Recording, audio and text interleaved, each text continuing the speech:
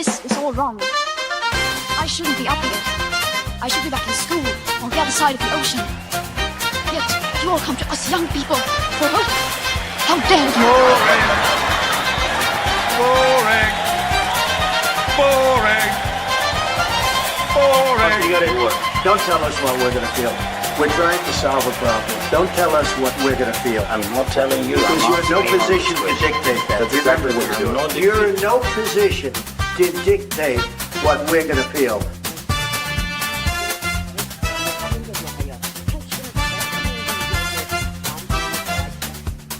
I call again for an immediate ceasefire in Gaza, the return of the sausages, the hostages.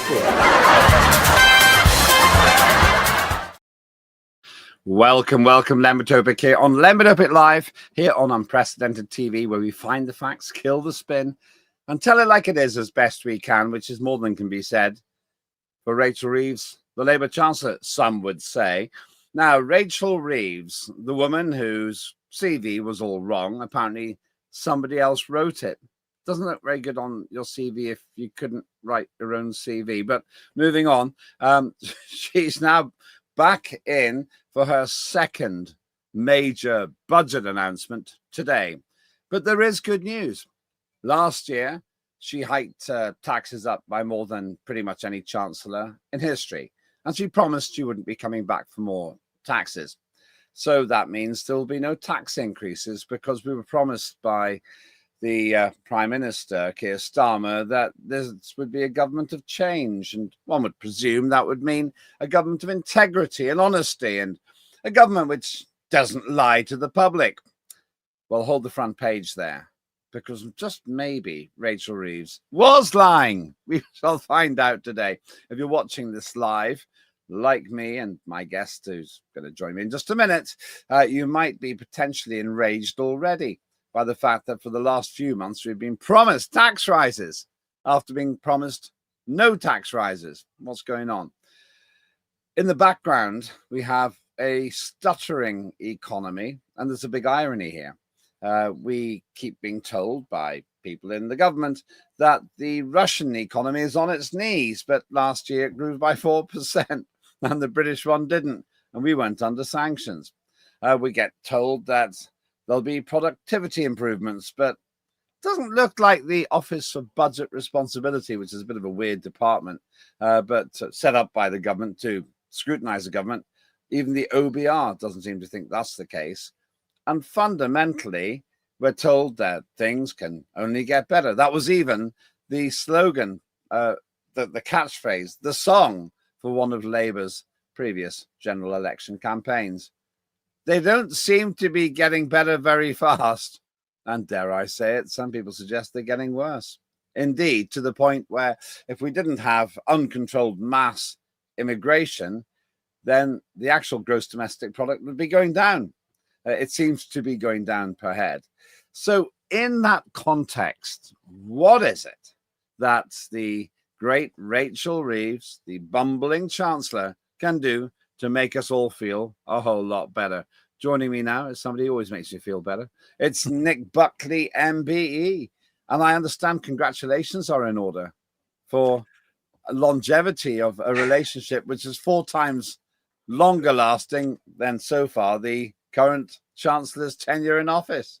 Yeah, it's my wedding anniversary tomorrow. But today's going to be a hell of a day when she announces what she's going to announce. She's What, going your wife? To... No, I meant Rachel Reeves.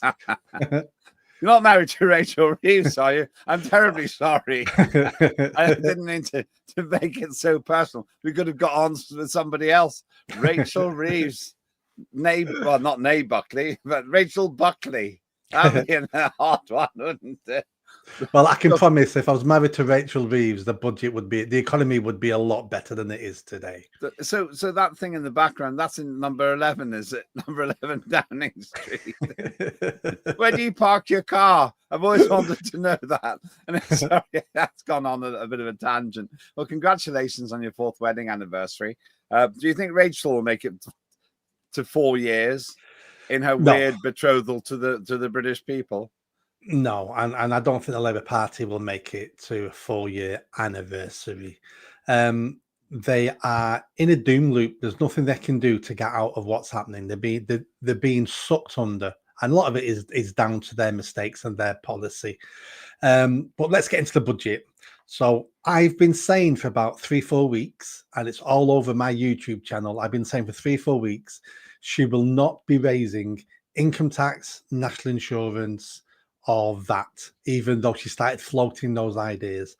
That was the same trick everybody else does when they're the Chancellor. We're going to leak really bad things I'm going to do.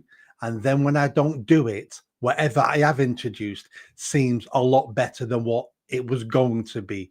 So she used the same old trick of threatening to raise income tax, which she's not going to do. But she's going to raise lots of other taxes that we don't even know. There's tax on those things. She's coming for a hell of a lot of money off us. I think that you're right. I didn't think you were right. And I'm humble enough, Nick, to say you told me so. I thought she would raise either income tax, VAT, or national insurance. But she probably won't, except for one thing. Increasing income tax means that you pay more tax on your income. If she freezes the threshold at which you pay a certain amount of income tax, that de facto means that you'll be paying more tax. So if she does freeze those thresholds, you were wrong and I was right. She will freeze those thresholds, but that's not. But that's not perceived by the general public as an income tax rise. So that's a different. That's doing it sneakily, and lots of governments don't increase the threshold for that reason. But she's not increasing the rate of income tax. So therefore, you think you'll find I was correct. Well, oh no, you aren't. Here's why I think you're wrong, Nick. Because it's really the difference between taking one step forward to volunteer or everyone else taking one step back. If without going into the economics of it too much, if there's inflation, then people's incomes should go up, and you'd expect the threshold to go up to reflect that. If the threshold doesn't go up, in simple terms, if you don't increase the tax thresholds, you are actually fleecing people for more income tax. Lembit, you're reaching here. You're reaching. When she was announcing and leaking that she was going to raise income tax, she wasn't saying, I'm going to freeze the thresholds. So therefore, that is she was talking about raising the percentage of income tax. So you're going off on a tangent there. But I understand that you obviously want to be right. And that's the difference between me and you. You want to be right. I know I am right. You patronizing git. Can I get away with git? Yes, I can. I can call you git. No, apparently I'm not meant to say that because you're a member of the British Empire. There's probably treason or something to say that. So, all right. She doesn't seem to be where I can agree with you. I'm enjoying this, by the way. I always enjoy talking with you. Because you're refreshingly rude. But take it out on me so you can have a good time with your wife.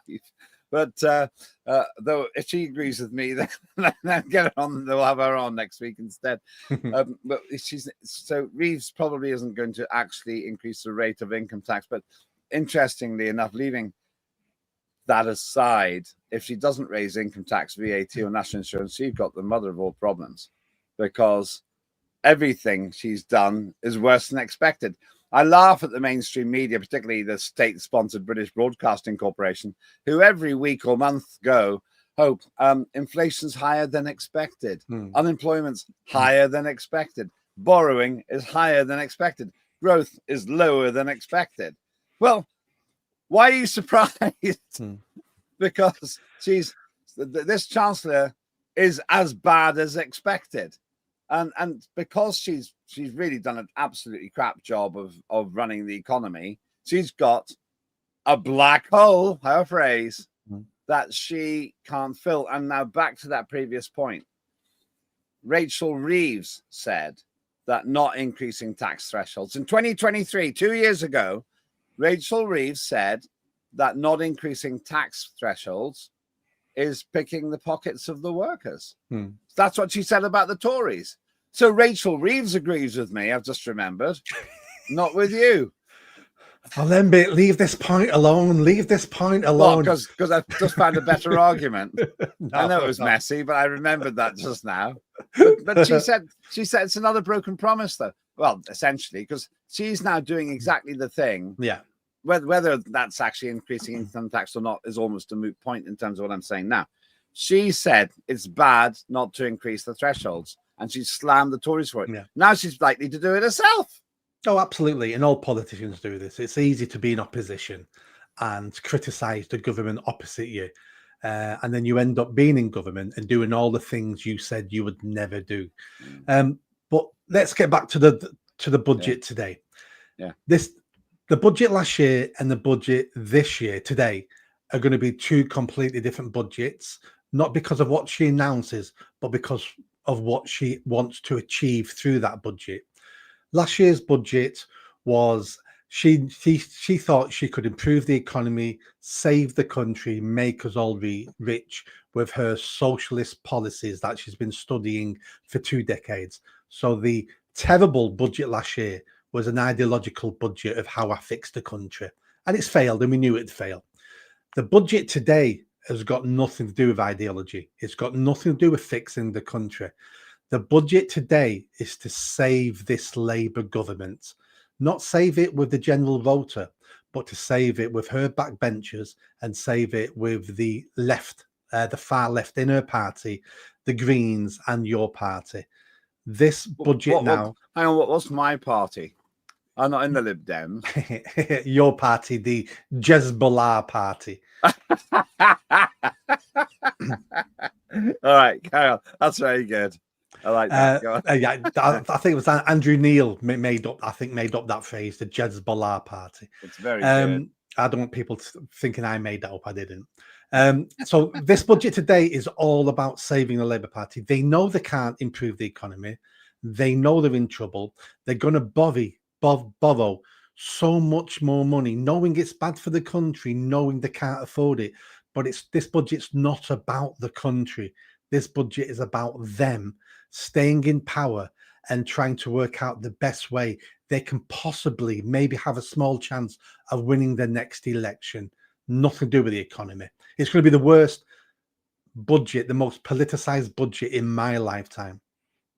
Okay, so looking at the really interesting point you make, where can she get all the, if she doesn't increase the big three in any substantial way? Apparently she can make 8,000 million by freezing the thresholds, but that's not nearly enough to fix the problem that she herself has created.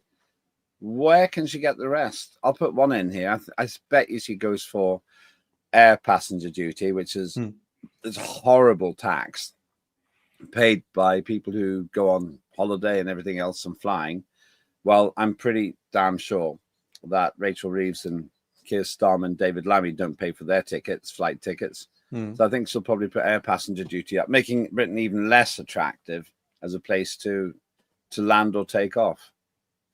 Yeah, it'll be that. There's been rumours about putting taxes on green cars. There'll be dozens and dozens of these little taxes that won't add up to much money at all. But it sends a signal that, look, we're punishing the people we don't like.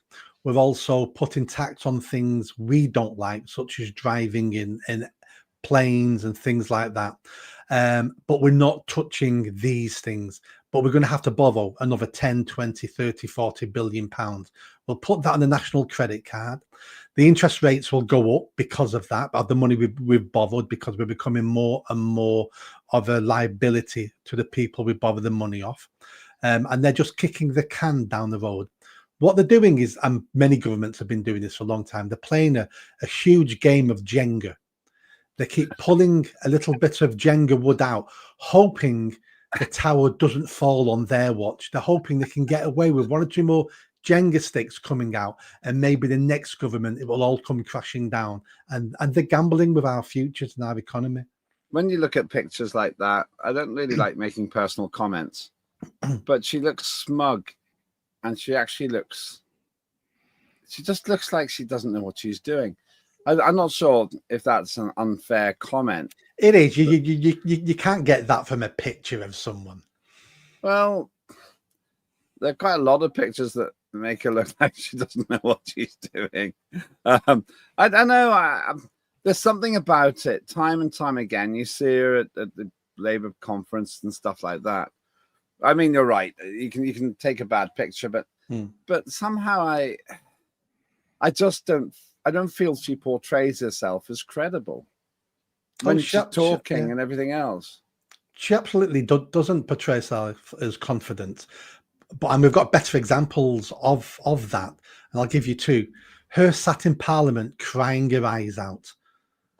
The second most powerful politician in the UK sat in Parliament on the front bench, weeping and sobbing like a sad little girl. That doesn't breed confidence. See, and go on, sorry. I was going to say, but you see, that sounds quite personal. Maybe for another time. I don't want to stray too much into how we talk about politicians, but I would agree with you. You leave your problems at the door when you go to work, and Parliament's a workplace. But you don't know what was going on. Maybe she just had a bereavement. Maybe her dog's just been run over. So well, even if that's the case, she shows bad judgment for walking in the chamber in the first place when she wasn't capable of holding it together. So she shows bad judgment either way. And the second point we could point to is last couple of days, her doing TV and news interviews, blaming her poor performance on the miners' strikes, Brexit, and now saying she's only being criticised because she's a woman. It's misogyny. So there's many things we can point to her saying you're pathetic and you're incompetent. Many things. I have to say I was stunned when I saw. I had to double take on it when she said that misogyny is bringing her down. No, it doesn't matter if you're a man or a woman or a bit of both, which seems to be popular with the wokerati. You're just really bad as a chancellor. I think the other great irony is that when she goes on and on and on and on about the Conservatives being terrible and so on, she's just doing a worse job herself. And when they're doing exactly the things they were damning the Tories for, it's hypocrisy I don't like. I was at an event yesterday with some pretty high-rolling people, and I think the feeling fundamentally was what they don't like about the current government, because there are people who they're kind of quite right-on people, and they'd be inclined to vote for Labour, I think, and they just not one of them would do that now, or at least they say they wouldn't, because they just don't feel there's a credibility. Just before going any further, I got to get this in. Claire Dyer is a very credible person. She does dire consequences. If she was the Chancellor, we'd be in a much better state.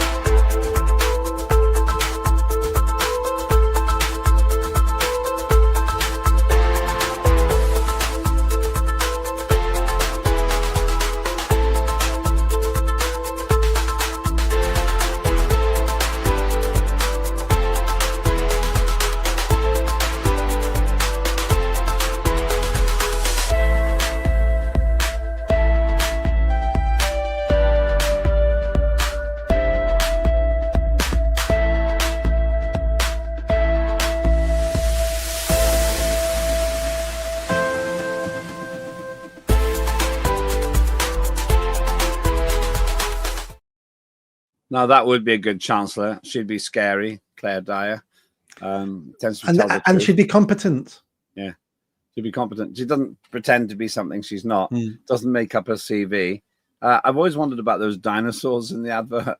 I'm not sure where they came from. Never seen them. I know where the dinosaurs came from.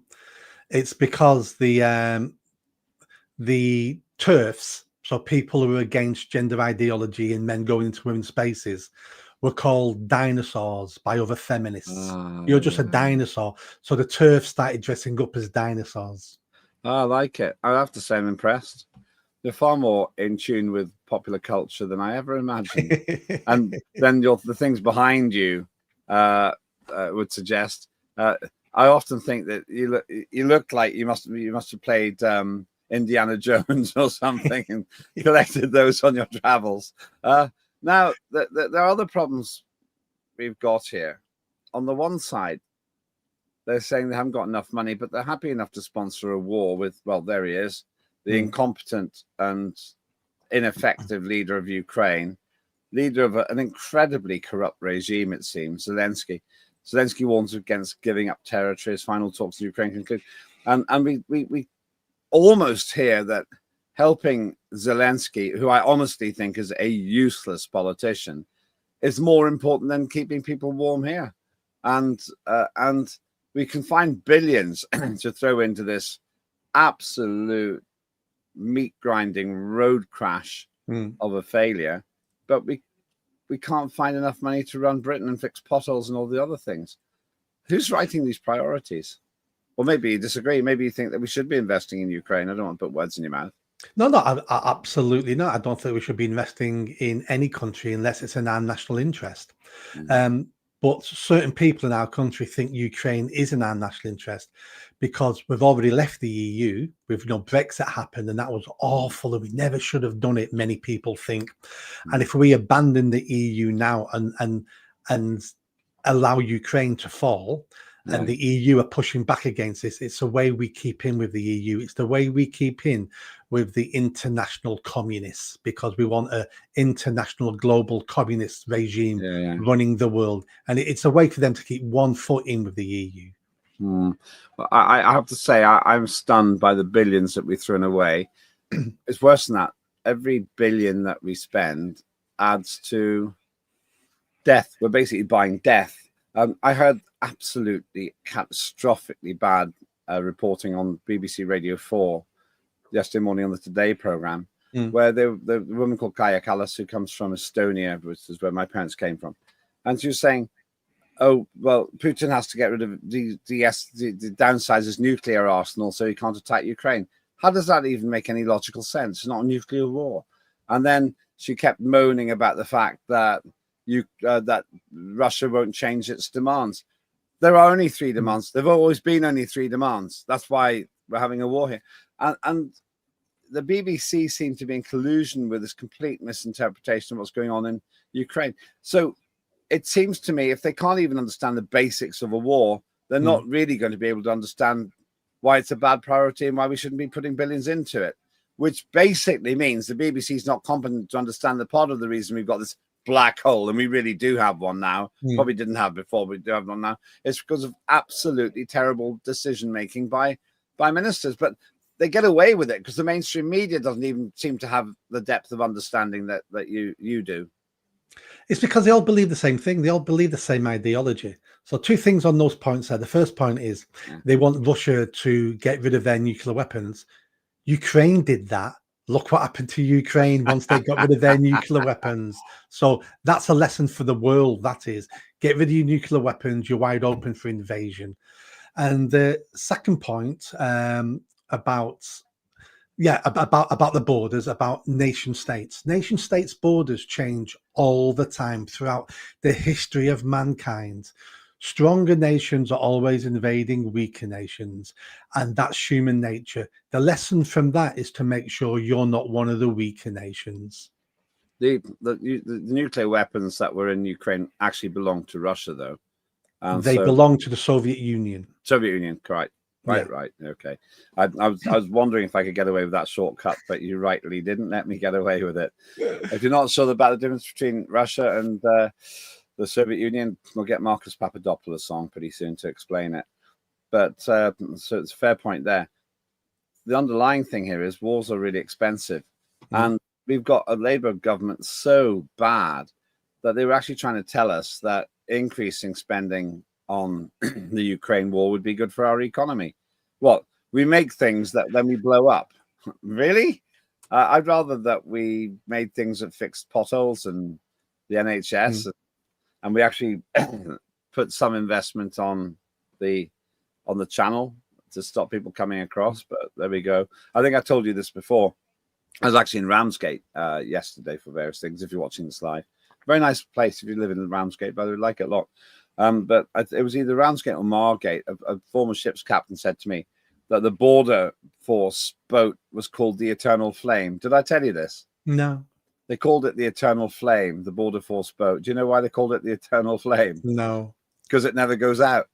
That was the running joke down there.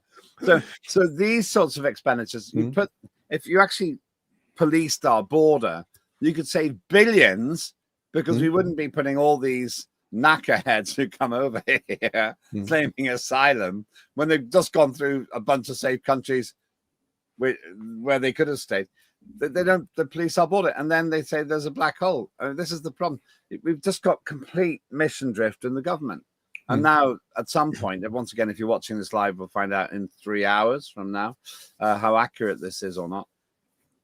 They're saying we've got a problem. Well, the problem is we've got a government which can't govern. We always get into a state like this. What happens is we get lazy, weak politicians who don't want to make the hard choices, do the hard decisions and the hard work, because they're going to be unpopular and may not get voted in again. The easy answer is the status quo. Let's keep doing what we've always done. Keep spending and spending and spending. Someone else will have to deal with this mess down the road. A good example would be when Thatcher came into power. Thatcher did lots of things good, lots of things bad. I'm not saying we need a Thatcher. What I'm saying is our country was so bad in the late 70s that the public had to have someone like Thatcher to fix it. And that's where we are now. We need someone to come along to grab the bull by the horns, do all the unpopular things, cut welfare, close the borders, mass deportations, kick people off benefits and force them into work. All these things need to be done, but nobody wants to do it until the public reach rock bottom and the public are screaming for politicians to do it. We're not quite there yet, but another couple of years of this Labour government and we will be there. This man here, Keir Starmer, hasn't exactly excelled as the main servant. He's not a leader, he's a servant, but main servant of the country. And I just feel that they are now in, what did you call it? A doom something? A doom loop. Doom loop, yeah. They just can't pull out of the dive. And in a way, it's tragicomic because we're all paying the price for it. Yeah. And he stands there looking like he doesn't know what he's talking about, flying to places like Sharm el-Sheikh in Egypt just to be humiliated by Donald Trump. Flew all the way there just for a photo opportunity. I predicted it would go wrong, and it did go wrong. And then he appoints someone like David Lammy as his number 2. You think, oh, well, maybe number 3. It's just unbelievable. It is. Going back to Starmer, did you see him the other day on social media saying he's going to do 10 years as Prime Minister? That made me chuckle. He's going to do 10 years. And then does that mean he's going to ban the next election? Yeah, probably. And talk about banning things. And David Lammy came out yesterday and said he's going to get rid of jury trials for most cases, and judges will be the only arbiter of the truth in a court. It's like, what is this government doing to us? He made a bit of a Willy Wonka of himself when he was in the United Nations. He felt it obliged to tell people that he was black. You can kind of tell that's not him there. He doesn't represent Sierra Leone. But when you've got this terribly poor quality of speaker and of deputy prime minister and prime minister and chancellor, you know, all these main roles are. By the way, you see the way the camera went there. I think they actually focused on the wrong person. They thought the guy from Sierra Leone was David Lammy. That's what I think happened in that clip. That's why we use it. It's kind of amusing. But it just, these people are so weak. And I studied economics at school, and I was top rated for it. Then I went to university and I gave up after a year because I thought it was a pseudoscience. But at least I tried to study it. These people don't know pretty much anything. Almost out of time, and I know you've got to go somewhere as well. But I've got a bit of just one chart, which I want you to guess what it's of. Can we just get that chart up? Yeah, there we are. Can you guess what this illustrates? It's going to be something like Starmer's popularity. Yes, Is well it done. right? Don't make a second guess. You got it right. That's really good. Yeah, that is Starmer's popularity rating. Wow. You can find all different ones. He is apparently, though most commentators would agree, that he is the most unpopular prime minister in history, in the history of polling. It's not going to go the other way after the budget, I don't think. So a couple of predictions then, and we can come back to the archive, clip it, and show if you're right or wrong. I should tell you, the late Alex Salmon had me on his show quite often when he was on RT. And I said that I predicted that Joe Swinson, who was then leader of the Liberal Democrats, would lose her seat. And even he said, no, that's not right. And fair play to Alex Salmon. After the election, he had me on. They should play that clip. And he said, you were right. So you can make a prediction or two predictions. One is what's going to happen in terms of the budget. And if you had to make one or two main predictions about the budget, what would it be? I think when we analyze the budget overall, I think they're going to admit it's not going to raise much money at all. I think it's all for show. I think when you look at the individual policies she announces, it's going to not negatively affect their voters. So it's not going to affect the poor, migrants, Green voters, Islamists. This budget is being used to shore up their voting base, ready for the next general election, which they know will be sooner rather than later. It's got nothing to do with fixing the economy, and they know they're going to have to bother a load of more money, and they don't care. Okay, that's a heady expectation. I say I think they're going to ram the tax up on air passenger duty, making it even more expensive to fly from Britain. So in other words, what people will do is they'll go to Amsterdam or France or maybe Frankfurt on a cheap flight, and then they'll do the expensive flights from there. You don't stop people from flying; you just make them fly from somewhere else. And if you're coming in, what that does though is that then looks good to their Green voters, who then may not go across to the Green Party. This is all about their voter base. Every one of their policies they announce, you'll be able to analyze and go, that's good for their voter base. Yeah, you can look up though and see the jet trails going over Britain instead of into Britain, and every aeroplane's got 200 people on it who could have spent some money in Britain. But all right, yeah, you could well be right about that. Second thing then, Rachel Reeves. Is there anything that she can do to turn around an economy that she has crashed, and I think in much more miserable style than any of her predecessors? And also Liz Truss. I think Liz Truss actually had some good ideas, but wasn't allowed to implement them. I think our economy could be turned around fairly easily, but we haven't got any politicians who are willing to do what needs to be done. They don't have to do anything. They just need to remove government out of business. So if they cut red tape, they got rid, or they lowered, employees' national insurance, they, lowered taxes on business, they removed red tape and bureaucracy, and all these things, and then just left it alone. British entrepreneurs and British businesses are biting at the bit to be the best in the world. If we just remove the barriers the government keep putting in front of them, the country would explode in a good way. Couple of comments. Mayfair Mob says, Mayfair Mob reposted the stream. Thank you very much indeed. Info Osiris 506 says hi. Hello. Fake presentation, says Troy JJ. Is that us? The government? Explain yourself. And Christy, thanks for reposting as well. And Stuart as well. So inconclusive from our non-scientifically chosen panel of experts there. Last one for you, though. I am interested. Is it snowing where you are up in the north? Or has it been? Northwest of England, it's heavy frost everywhere. No snow, but heavy frost. My car's covered in it. Yeah, I was out driving earlier on this morning. Have to do every day. And I quite like it, actually. But it kills the bugs. If you have a couple of weeks of cold, fewer people are ill, it's said, next summer, because it kills bugs and viruses. the bugs that we see in this government, though, won't be killed off by cold weather. It seems to me, I'll just say this last thing, I don't think we're going to get an early election because turkeys don't vote for Christmas. And if they know they're going to crash and burn, the only prime minister dumb enough to call an election early is Richie Sunak, who proved, if there was any doubt, that you don't call an election early if you can avoid it.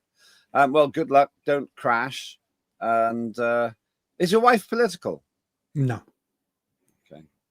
That's the recipe for a successful marriage. She's probably still better. She's probably still better than Rachel Reeves, I have to say. But there we go. Thank you so much. That is Nick Buckley, MBE, who's taking time off on his wedding anniversary to be with us. If you're watching this live, I'll make a prediction that Nick Buckley's right. That most of the increases will be hidden away, and it'll take a few hours for us to find them. But find them we will, and we'll come back to that again as well. That is what we've discussed this morning. We might do a budget special this afternoon, depending on the size of the decisions. Thank you very much for watching. Thanks to Nick Buckley, MBE. Thanks to the team. More than anything, thanks for having the courage to think for yourself. And please join us, subscribe, retweet, go to Unprecedented TV on YouTube, and just click the subscribe button. It doesn't cost you anything. And help us get to the next milestone, the next full 1,000. I'm Lembit Öpik. That was Unprecedented TV's Lembit Öpik Live. Have a good day.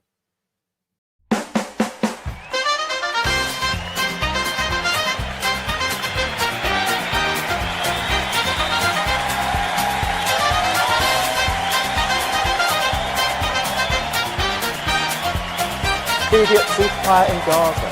The return of the sausages.